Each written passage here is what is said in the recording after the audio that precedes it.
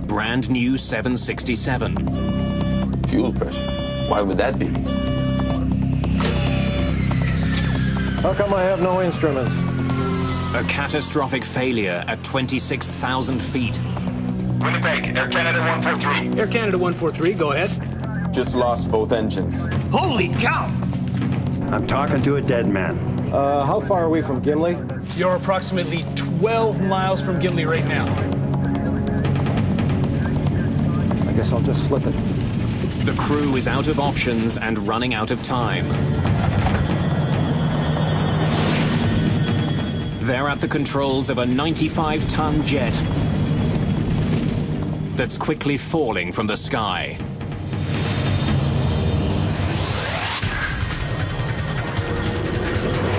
Mayday, Mayday.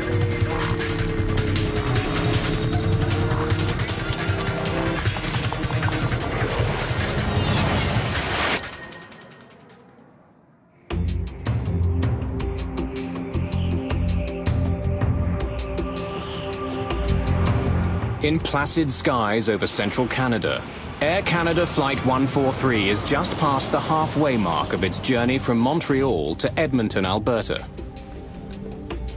Good evening, ladies and gentlemen. This is your first officer. The plane is carrying 61 passengers and 8 crew members. Beautiful day. Clear, temperature of 24 degrees Celsius. It's July the 23rd, 1983. Hey, that's coming along, huh? Rick Dion is an Air Canada maintenance engineer. I was going to Edmonton with my wife Pearl and my young son Chris, who was 4 years old, and this was the beginning of a 2-week vacation for us, and we were all pretty excited about going on this new airplane. Compliment of the captain. Oh, hey, Rob, thanks. Whenever you want to come up to the flight deck. This was my first flight on a modern 767, as the company had just acquired them. I'll be back in a minute, okay? I was interested in going to the cockpit to see all this new technology fit in with the work that I did on aircraft. The captain on this flight is Bob Pearson. He's 48 years old, and he's spent more than 15,000 hours in the air. His first officer is Maurice Quintel, who has more than 7,000 hours of flying time. Come on in. Pardon me, gentlemen? Rick. I knew Bob Pearson from the small flying club that I attended in St. Lazare, and he was actually one of the local pilots there that used to do some gliding, and he also flew the ultralight lasers. We had departed heading northwest, a nice clear sunny day in July. We're flight plan at 39,000 feet. There were a few airplanes that flew that high in 1983. And we requested 41,000 feet, which got us further above the jet stream out of the west. The crew may have accumulated a lot of hours in the air, but very few in this plane. It's Boeing's latest and most advanced wide-body jet, the 767. An army of microprocessors in the belly of the plane automates so many functions that the flight engineer's job has been eliminated. This is one of 4 767s that Air Canada has recently acquired. The plane itself has only 150 hours on it. Quite a difference here, huh? Oh, yeah. Reset on and start here. The cockpit is different in that all the old instrumentation that we're accustomed to, mostly that was all gone. It was all CRT display, like small TV screens. It was a new high-tech airplane, which involved quite a change for the crew and the maintenance personnel, people handling it. This is a new aircraft for both the captain and I. At the time, I had 75 hours on that airplane, so everything was new for me. Pilots and maintenance crews are both still getting to know this airliner. Well, then we get that same condition. Captain Pearson explains to Dion how he handled a small problem with the engines on an earlier flight. It comes back down to low stage, and we just carry on. You know, that brings up an interesting... Fuel pressure? Why would that be? Whoa. A warning alerts the crew to critically low pressure at one of the plane's fuel pumps. Something's wrong with the fuel pump. The 767 has 3 main fuel tanks, 2 in the wings, which are always used, and 1 in the center, only used on long-distance flights. Electric fuel pumps draw fuel from each tank and feed it to the plane's 2 engines. The low-pressure warning could mean that one of the pumps needs maintenance, but it could also be a more serious issue, a lack of fuel to be pumped. That forward fuel pump. It's just a bloody pump failing, I can tell you that. Another low fuel pressure warning sounds, this one from another fuel pump on the plane's left side. Pearson's flight management computer tells him he should have plenty of fuel for the remainder of the trip.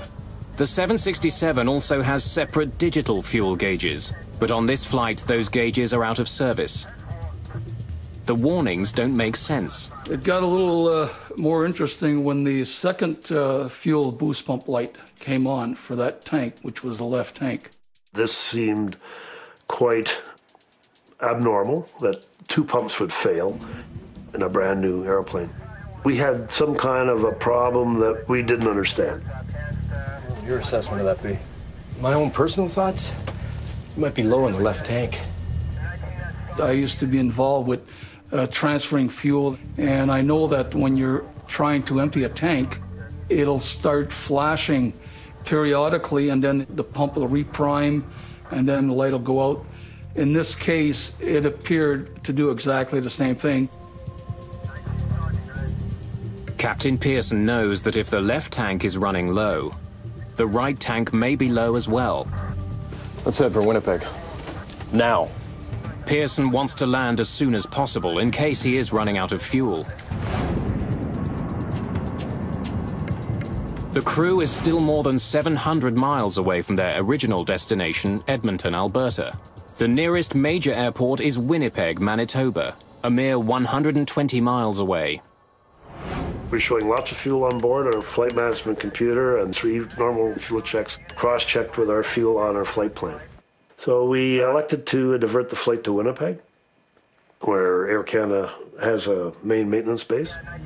Winnipeg Center. Air Canada 143. Air Canada 143, go ahead. Ron Hewitt has 20 years' experience as a radar controller. Yes, sir, we have a problem. We're going to requesting direct Winnipeg. Air Canada 143 cleared. Take position, direct Winnipeg. You are cleared to maintain 6,000, descent, your discretion. Send to 6,000 his discretion, and that was it. He didn't tell us what the problem was, and it's none of my business. Give him what he wants, get everybody out of his way. That's about what we do. Okay, we're out of 410. Pearson now begins to descend from 41,000 feet. Oh, man. We're all going out, eh? The low-pressure warnings are spreading to more and more of the fuel pumps.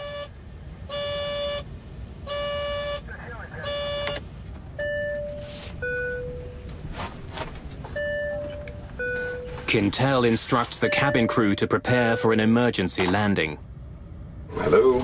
Cabin, we think we have problems with our fuel system. We are diverting to Winnipeg.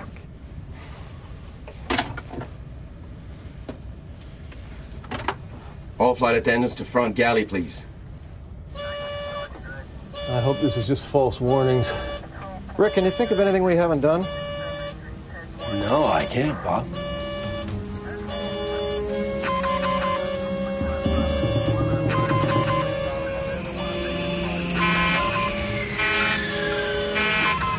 Okay. We've lost the left engine. Losing an engine erases any doubt. Flight 143 is in fact running out of fuel. Okay, checklist. Single engine landing. Pearson is trained to land a 767 with 1 engine. No one has ever tried landing with none. He scrambles to get his plane down so that he doesn't become the first. With only 1 engine powering Air Canada Flight 143, and with the possibility of the other engine shutting down, the crew prepares the passengers for the worst. Ladies and gentlemen, this is your in-charge flight attendant speaking. Due to mechanical problems, we'll be preparing for an emergency landing. Please return to your seats and fasten your seat belts. Your crew is fully trained to deal with the situation, and as you may have noticed, some crew members have already started to prepare the aircraft. I had no idea, like the rest of my crew members, that there was a problem with fuel. I had no idea why we were going to Winnipeg. Approach and landing. Flaps will be 20. Right. Ground flap override. As they're doing that drill, the right-hand fuel pump low pressure light was flashing as well, much like it did on the left. They were quite busy carrying out the first engine out, not watching the pump lights, which was right at my eyebrow, so I kind of knew that that one there was going to shut down too. What was that?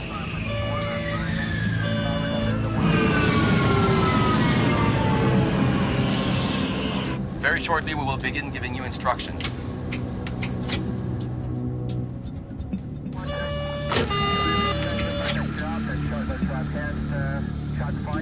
How come I have no instruments? Our beautiful colored engine and flight instrument displays simply went black. Ladies and gentlemen, please remain calm. Please follow our instructions. Refrain from smoking and put your chair back in the upright position. Secure your seatbelt tightly against your hip. It's exactly what Pearson had feared. He's lost both engines. At 26,500 feet, still 75 miles from the nearest major airport, he's out of fuel. Winnipeg, Air Canada 143. Air Canada 143, go ahead. Just lost both engines. When both engines shut off, I think he said, "Holy, I'm talking to a dead man." We were trained in the simulator to handle a single engine failure. We had never practiced, and I don't believe most pilots ever get the chance to practice total engine failures. 143 just lost their engines. It's highly unlikely that anybody's going to survive this, because I could see them trying to make a turn and spinning in. An airplane's engines not only provide thrust, they also generate the power needed to manipulate the plane. It would be completely uncontrollable, but modern airliners are like a Swiss Army knife with one last blade hidden away. In the event of a loss of power, they automatically deploy the RAT, or ram air turbine. It's spring-loaded, and the propeller that drives this small hydraulic pump is about the size of a propeller you would see like on a little Cessna 150. And this arm catapults down into the slipstream.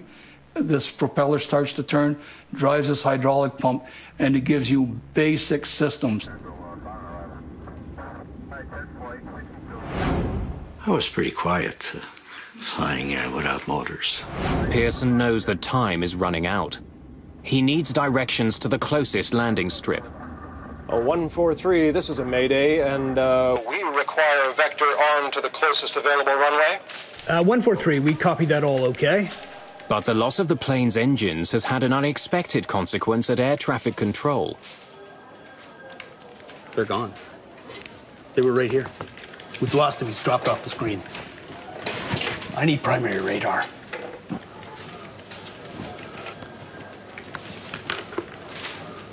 Uh, 143, we've lost your transponder return and are attempting to pick up your target now. We work on transponder, it's called secondary radar. We take the pilot signal to paint the aircraft.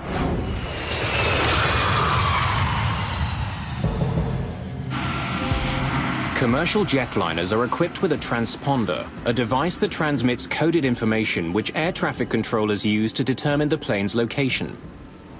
But when Flight 143 lost its second engine, only a small number of items got backup power. The transponder was not one of them, so the plane disappeared from Hewitt's screen.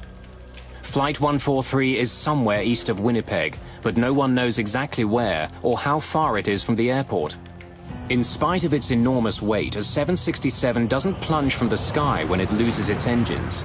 Its aerodynamic properties keep it in the air, but slowly coasting to Earth. and I was trying to figure how many miles we were moving ahead versus how many thousands of feet we were dropping. But Quintel doesn't have the instruments which provide the information he needs to make that calculation. Since he lost the plane's signal, Hewitt can't give Quintel that information either. Controllers hurriedly work to rig up a way to find the plane. Just before landing, you will hear the command, brace for landing. Brace immediately and stay braced until the plane comes to a complete stop. There are two ways to brace. One, bend forward. Raise your arms and hands against the seat back. Bryce Bell is a businessman on his way home to Edmonton. As soon as they announced that we were making an unscheduled stop in Winnipeg, I immediately wished I hadn't had the 2 drinks that I'd had, because I thought, you're going to have a split second here, and this plane's going to explode in flame, and the decision you make in that split second will depend on how alert you are. Okay, please put your personal belongings in the seat back pocket. The response of the passengers when we were doing the emergency briefing was basically alert. They were looking at us. They were paying attention to every word we were saying. I couldn't have had better passengers. I think that's him. Let's say that's him. Because their modern equipment can't see Air Canada 143, the controllers switch to old-fashioned radar, which doesn't need a transponder to locate planes. I got to turn up my true radar, the reflective radar, which is not nearly as good. And we don't use it at all if we can help it. Okay, I got it. 65 from Winnipeg, 45 from Gimli. 143.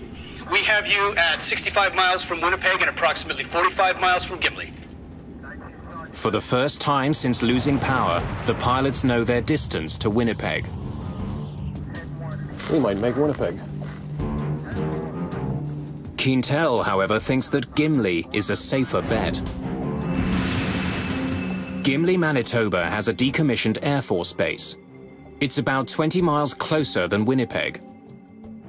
As luck would have it, Maurice Quintel trained at Gimli while in the armed forces. He knows it well. 45 miles to Gimli. That is a long runway. Is there emergency equipment at Gimli? Negative emergency equipment at all. Just one runway available, I believe. And no control tower and no information on it. Pearson must consider the possibility of a crash landing. If he has any chance of making it to Winnipeg, which has full emergency support, he knows he must try for it. Okay, then we would prefer Winnipeg. Fine. 143, continue your present heading. We all reacted very businesslike and say something specifically to the situation, but never would we ever look at each other. I think we were all afraid that we might break down. Parents were hugging their little kids, and people were busy scribbling away, which I found out afterwards where they were writing their notes to loved ones and their wills and all kinds of things like that. It was pretty nerve-wracking. 143, a question if you have the time. Okay, go ahead. Total number of persons on board, please. The actual number of people on board is 69, but Quintel is overtaxed. He gives a lower number in error. I have 33 people on board, including the crew. Okay. I have to ask if Soul's on board. I know he's busy. I don't want to ask him questions, but I have to. This thing can go down in the lake or the field. And I remember thinking, great. I know this airplane carries about 300 people. At least it's not 300. It was about regrets. It was about things I hadn't done in my life. It was about ways I've treated the odd person here or there that I wish I'd treated more gently. It was about how stupid I was at some of the things I used to make big issues out of that are so insignificant when it really comes down to what real reality is about. It was pretty devastating. And I remember telling a mother with a baby, and I had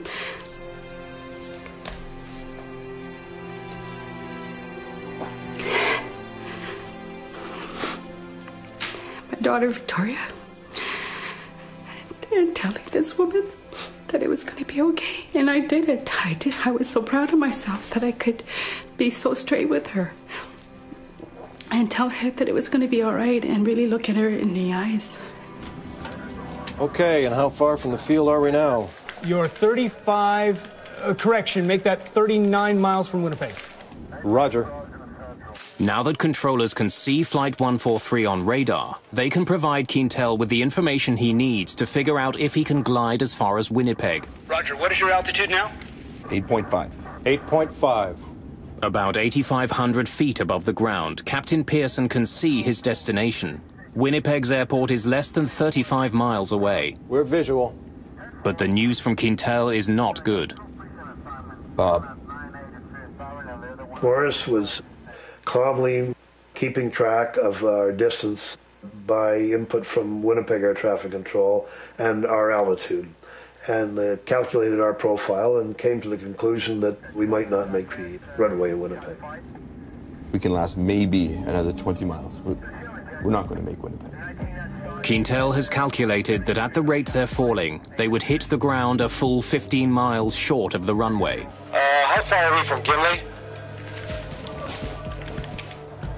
You're approximately 12 miles from Gimli right now. Where is it? Which way is he moving? On your right. Turn right to a heading of 345. I would say you have 10 miles to fly. Okay, fine. We're gonna go there. I'm gonna go check on my family. You guys don't need me up here right now, huh? No, we're okay.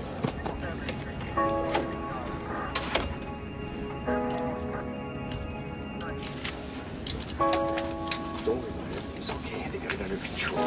Just make sure your seatbelts are tight, all right?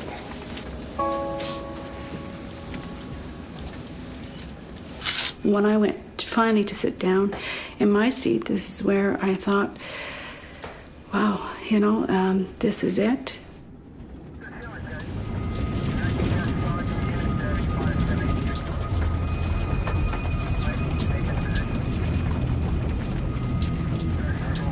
Landing gear down. Roger. First Officer Quintel lowers the landing gear. Because there's no hydraulic power, Quintel does what's known as a gravity drop, letting the gear's own weight drop and lock it into place. The two main gear are heavy, they fall immediately, and two green lights confirm they've locked. But the nose gear is lighter, it doesn't lock. We could hear the main gear clearly, falling and locking. I was not aware that the nose gear was not down and locked.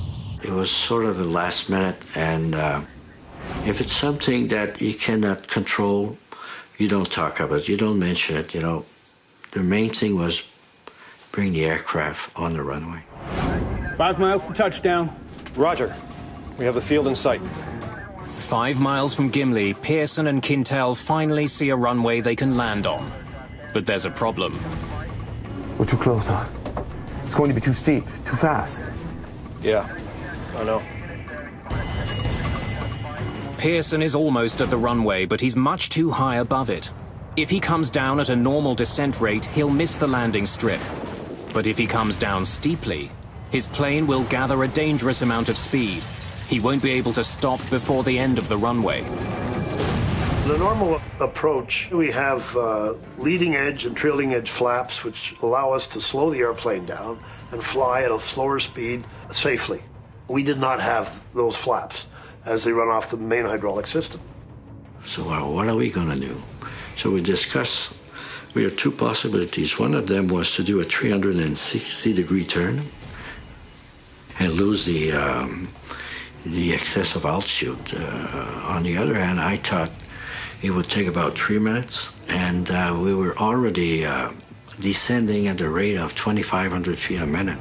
Only about 3,000 feet above the ground, the plane doesn't have enough altitude to make a full circle. It would hit the ground before making it back to the landing strip.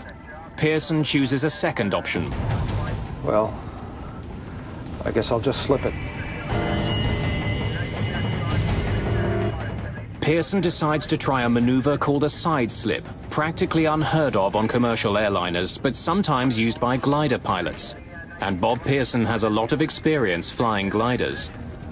I'm just going to slip it down till we're almost down at the runway, and I'll straighten it out. Okay. Side slipping involves what's known as crossing the controls. Here we go. Pearson plans to force the aircraft into a sideways freefall, allowing it to drop quickly without increasing its forward airspeed. Pearson has never actually performed a side slip in a glider, but he's attempting one now in a Boeing 767. The only way that I could control our speed and our descent profile with the runway was to induce drag in the fuselage by cross-controlling the rudder and the elevators on the tail and the ailerons and the wingtips, and cause the aircraft into a crab configuration. Then I can vary that to increase or decrease our speed or increase or decrease our descent rate. Pearson controls the plane's descent by using his rudders and ailerons to change the angle of the plane. Crossing the controls involves tipping the wings in one direction, but turning the aircraft in the opposite direction, pushing it sideways into the oncoming air.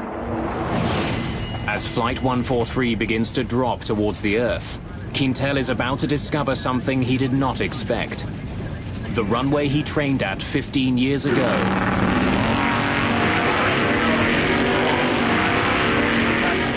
is no longer a runway.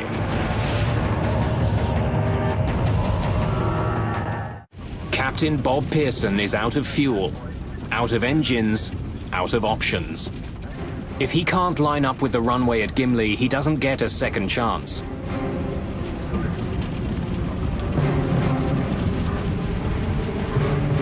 Pearson turns the yoke left and pushes the rudders to the right. The plane slips to its left. We're sitting in the center, which is the heart of the airplane where it starts, so it's pretty solid there. I thought there's a real good chance here that we'll be all right. However, when he put the airplane into a side slip, all that went out the window because I figured, oh, if he hits a wing or something, it starts to catapult and roll, that's not going to work anymore. The 767 loses altitude quickly, plowing sideways through the air. When I looked to the left of the aircraft, I was looking directly at the ground because the airplane is angled quite, well, about maybe 60 degrees of banks. The bank angle was quite high and the nose of the aircraft was quite high. And it was an awkward moment, and if it was awkward for me, I can imagine for the passengers, it must really have felt odd. I saw a sand trap from this golf course, and I thought, we're going to crash. Pearson must maintain a crucial balance. He's got to slow the plane enough to be able to land safely. But if he slows down too much, the airliner could lose its lift and plummet to the ground. When a pilot is normally landing an airplane, he's maneuvering the flight controls and operating the thrust levers pretty continuously on most landings. And so I was doing the same thing without the thrust levers.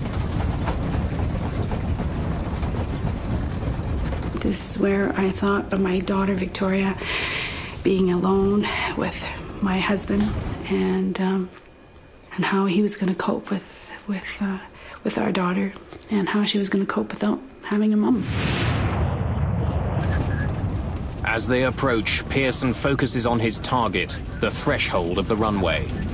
I got tunnel vision like I've never had it before. It was just our speed and our relationship with the threshold of the runway. But now, only hundreds of feet from the ground, Quintel sees that their troubles are far from over. The Gimli landing strip has been converted into a drag racing strip. Today is Saturday, and it's not just a race day. It's a family day on the Gimli strip. Racing is done for the day. But the airfield is filled with members of the local sports car club, camping out with their families for the weekend.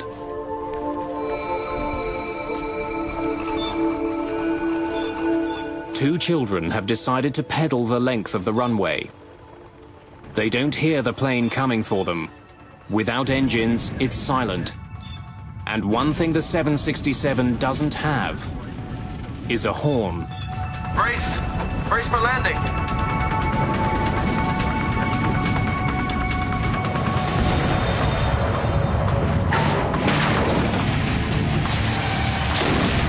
The nose hit with quite a bang on the runway. It sounded like a shotgun going off at our feet. The front landing gear gives out immediately. Pearson brakes hard. 2 tires blow out. The bottom of the right engine scrapes the runway. I was a robot. There was just no emotion at all. Finally, Pearson sees what's in their path. And I looked up and I could see 2 boys on bicycles. They must have been probably about 1,000 feet down the runway from our position when I saw them. And then at one point, I can see he raised his head, and he's surprised. Here's this big aircraft. I can still remember the look of terror on their faces. So they were close enough for me to see that. With no nose gear to steer with, Pearson's only hope of driving the plane left or right is by varying the brake pressure on the 2 main landing gear. That's when my heart started to pitter-patter a little bit. The kids panic and try to outrun a plane that's traveling about 200 miles an hour. I knew I couldn't take the airplane into these boys, and I was going to take it off into the grass on the right side. There were campers along the west side of the runway that I didn't notice until after we had touched down, and the nose was on the ground, and I can still remember out the left side, people standing by their barbecues. Dino Calvert is at the track with his friends for a weekend of racing. One of the gentlemen in the pits suddenly jumped in his car and he took off. And I thought, well, you don't drive like that in the pits usually. And I looked up and all I could see was smoke rising. Pearson does all he can to stop the plane in time. Holy crow!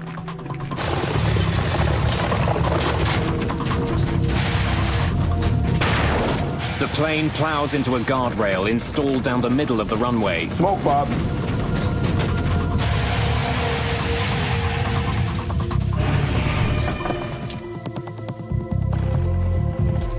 "17 minutes after running out of fuel, Air Canada Flight 143 comes to a final stop on the ground. Yeah?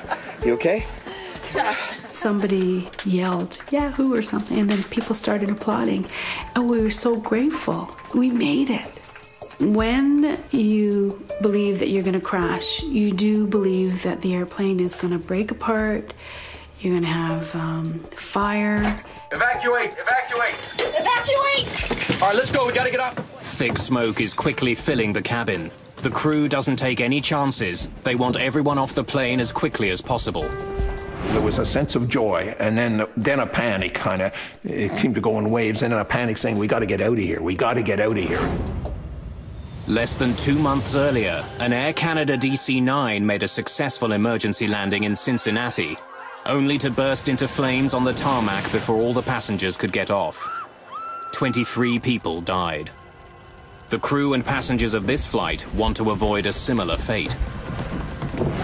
It took maybe just a few seconds to come up to a full halt on the runway, but the cockpit was full of smoke. Passenger evacuation checklist. Passenger checklist. Fuel shut off. Off. Cabin depressurized. Electrics off. Electrics off. Checklist complete. Time to get out of here.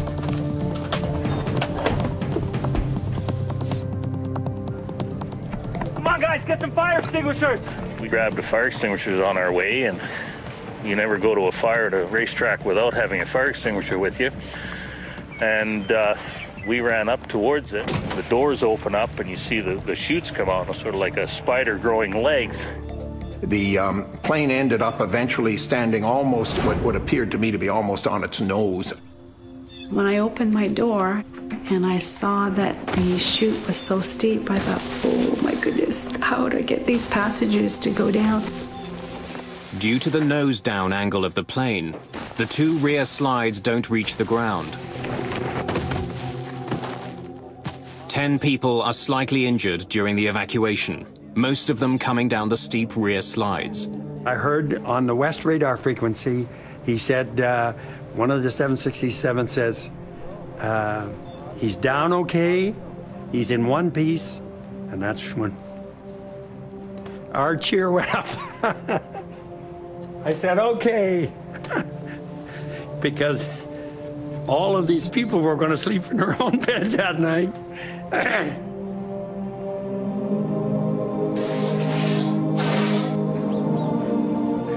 There's still a lot of smoke coming from the plane's nose. Turned out it was about 6 inches of insulation between the inner and outer skins. From friction, that was starting to burn. The flight attendants have good news. All 61 passengers have made it off the plane. There's not so much as a single serious injury. We'll give you a hand. Yeah, extinguisher.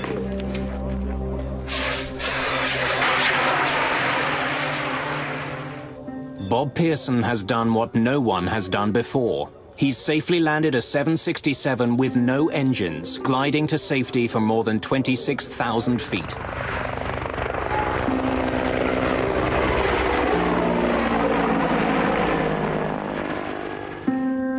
Air Canada Flight 143 glided... The event makes international headlines immediately. People are already asking how one of the most sophisticated passenger planes in the world could have run out of fuel. Sliding down emergency chutes.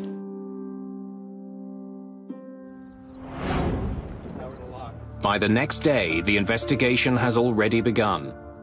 Bill Taylor and Diane Rochelot of Canada's Aviation Safety Bureau are among the first investigators at the scene. I was a junior mechanical engineering at the time. I had been working for Transport Canada for a year. Going to the field for the first time was very exciting. It was new. It was a major aircraft. Once we got into the fuel quantity indicating system, I actually left Diane to deal with the specifics of the computer system. First, Bill Taylor needs to confirm what everyone has been telling him, that the plane is out of fuel. Investigators drained the tanks, collecting less than 17 gallons of fuel. The 767 can hold almost 24,000 gallons. It's like having 5 tablespoons of fuel in a mid-sized car. Taylor next needs to examine the possibility that the fuel leaked out during the flight. The other checks involved looking for any evidence of fuel having been lost. They even went so far as to go into what they call the dry bay of the aircraft. I'm a bit claustrophobic, so I really wasn't too enthused about going up in there, but I crawled up and had a look around with the flashlight and confirmed that there was no evidence of fuel having been lost in there. That leaves Taylor with only one conclusion. Flight 143 took off without enough fuel. Now investigators need to find out why. It's in one piece. Diane Rochelot begins looking for the answer to that question in the plane's sophisticated electronics bay, located beneath the cabin. The 767 was a newer type aircraft, and it did have a lot of computerized system, and I guess back in 1982, these were coming onto the market at a fast rate, and they were newer types of electronic system. Rochelot confirms that a computerized unit, the digital fuel gauge processor, had been malfunctioning on this plane. There was no spare in Montreal, so it couldn't be replaced. Rochelot takes the component for testing. It was decided early on that the unit, the fuel processing unit, would be taken to the manufacturer, Honeywell, in Indianapolis for testing. And I was tasked with taking the unit. So we went through all the testing procedure. And then at one point, we did discover that there was a malfunction with the unit. During the testing, we went more and more in depth, and we found out that one of the circuit, it's called an inductor coil. It was a very, very small part, and it was encapsulated at manufacture, and encapsulated means it's covered with plastic. You cannot visually see it because it's now covered with plastic, and you can't see the inductor coil itself. But once we took over the plastic case, we could see that the solder joint had not been made properly. which caused a malfunction in the system. The faulty processor explains why Pearson didn't have fuel gauges for the flight, but doesn't explain why he didn't have enough fuel. The inoperative gauges were clearly flagged. Ground crews wouldn't have relied on them when they were fueling the plane. Investigators confirmed that the ground crew did perform a manual check of the fuel before takeoff. We just need to know what you did next. Yeah?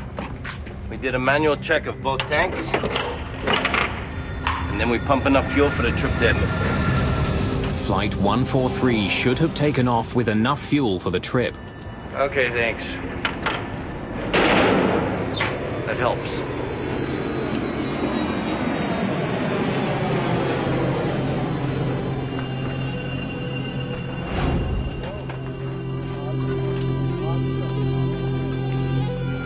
Investigators now have to figure out how one of the world's most advanced jetliners took off with half the fuel necessary for its flight.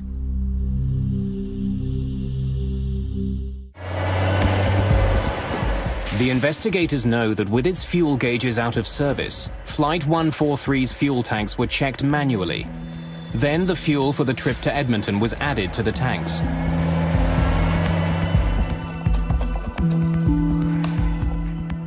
But before the plane could be given more fuel, a crucial calculation had to be carried out.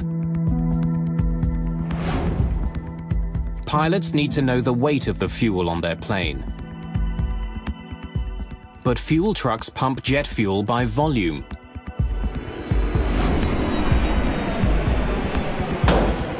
In order for pilots and fuelers to communicate, a simple routine translation between volume and weight has to be made.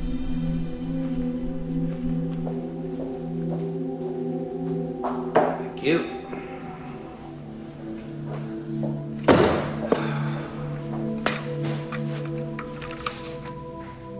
Investigators check and double-check that math.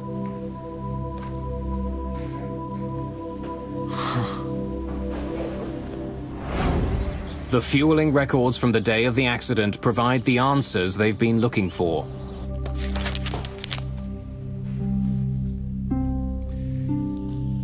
This is a typical fueling record. But when investigators examine the calculations for Flight 143... And this is from Flight 143. They look anything but straightforward. The document clearly shows the amount of fuel in the right and left tanks, but investigators are troubled by two particular numbers. One converts volume to kilograms. The other converts it to pounds. He shouldn't have been using both. So did you convert to pounds or to kilograms? To pound? Oh, to kilo. Can I see that again? Further interviews with the technicians and crew reveal that the events on Flight 143 now I don't know what I did. Were caused by human error involving poor calculations and ultimately inadequate training. Okay, fellas, we've finished with the fuel. The technicians refueling Flight 143 got muddled in their calculations while converting the volume coming out of the fuel truck to the weight of the fuel in the plane's tanks. No one who saw the calculations that day noticed the basic error. In 1983, Canadian ground crews were used to converting the amount of fuel leaving their trucks into pounds. The 767 was the first plane in Air Canada's fleet to have metric fuel gauges.